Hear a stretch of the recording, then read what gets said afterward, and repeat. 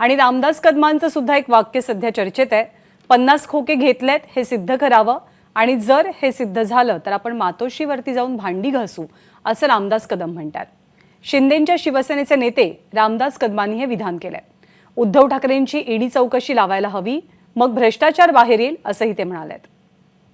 40 पैकी एकाही आमदारांनी 50 खोके घेतले असं जर का उद्धव ठाकरेंनी सिद्ध केलं तर मी त्यांच्या घरी जाऊन भांडी घासेन, आणि सिद्ध नाही केलं तर उद्धव ठाकरेंनी माझ्या घरी येऊन भांडी घासावी, हिम्मत असेल तर।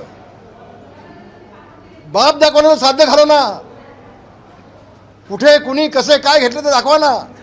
त्यांना फक्त टोमणे मारता येतात, फक्त बोलता येतात।